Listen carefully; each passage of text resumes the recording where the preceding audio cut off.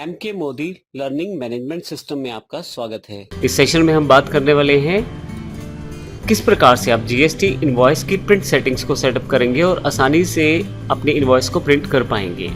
इसके लिए कुछ बेसिक सेटिंग्स हैं, इनकी जानकारी इस सेशन में मैं आपको देने वाला हूं।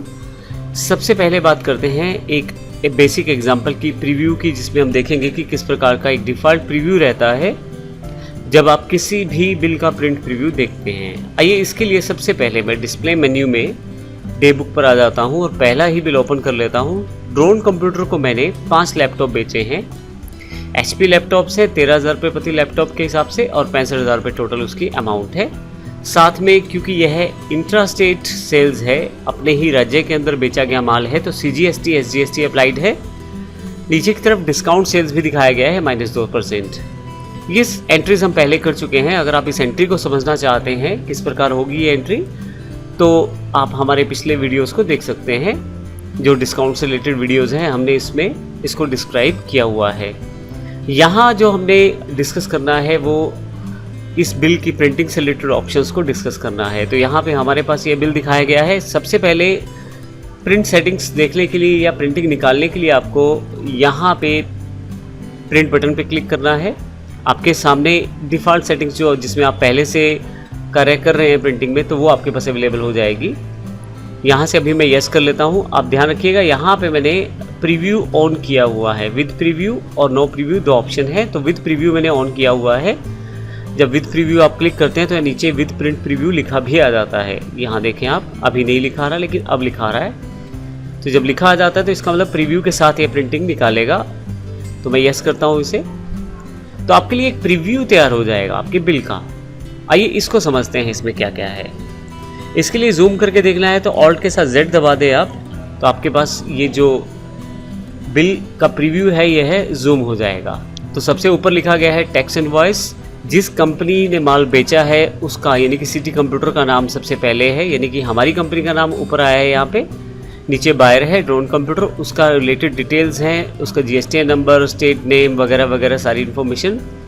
राइट हैंड साइड पे इनवॉइस नंबर है, डेट है, डिलीवरी नोट इत्यादि बहुत सारी इन्फॉर्मेशन यहाँ पे दिखाई गई है। जितना इन्फॉर्मेशन हमने यहाँ फिल किया हुआ है उतना इन्फॉर्मेशन यहाँ पे दिखाया जा रहा है आपके पास। इसी तरह से यदि नीचे आ जाए तो डिस्क्रिप्शन ऑफ गुड्स में HP लैपटॉप है, आपके पास HSN कोड दिखाया गया है, GST रेट डिफाइन किया गया है, क्वांटिटी है, रेट है, फिर उसके पश्चात और अमाउंट की जानकारी दी गई है और SGST CGST की जानकारी यहाँ पे अवेलेबल है। डिस्काउंट सेल्स को भी यहाँ पे दिखाया गया है, नीचे टोटल। और ये सब सेटिंग्स पहले से एप्लीकेबल हैं यहाँ पे। हम अभी देखेंगे कि कौन सी ऑन या कौन सी ऑफ करके हम किस तरह का चेंजेस कर सकते हैं अपने बिल में।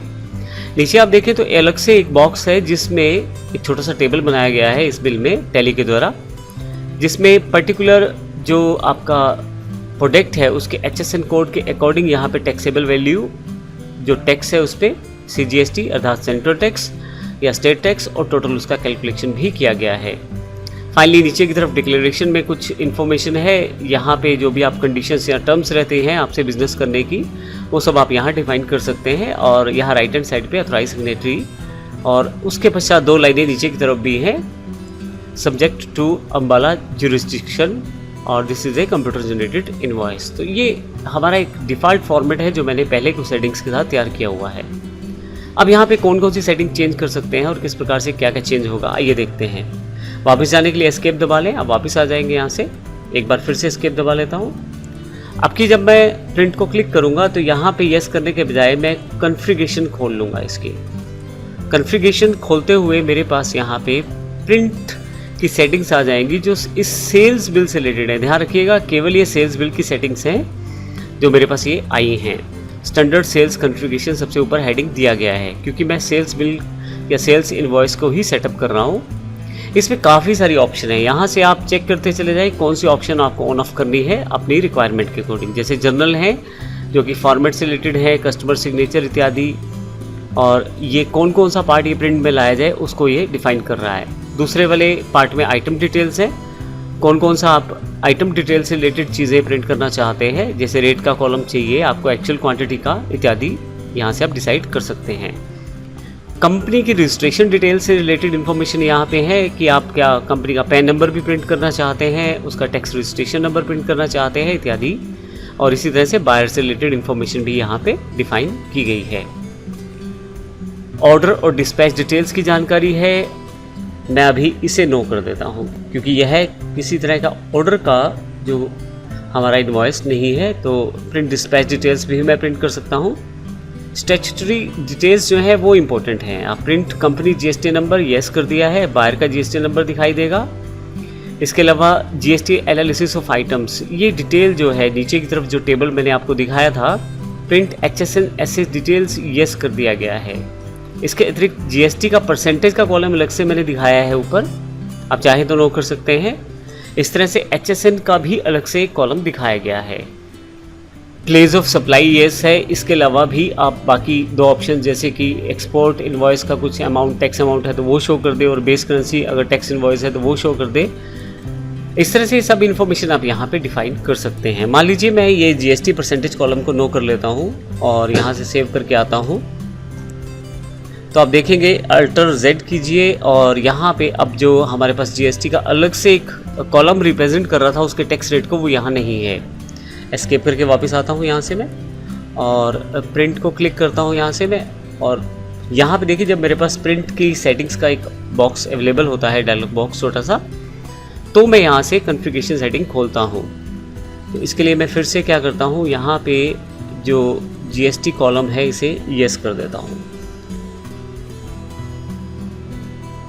तो आप Alt Z दोबारा कीजिए तो आप देखेंगे कि जीएसटी का फिर से यहाँ पे एक रेट का कॉलम ऐड हो गया है। तो इस तरह से आप अपनी रिक्वायरमेंट के अकॉर्डिंग कुछ चीज़ों को हटा सकते हैं और कुछ चीज़ों को जोड़ सकते हैं। यहाँ पे एस्केप फिर से प्रिंट में क्लिक कर लेता हूँ।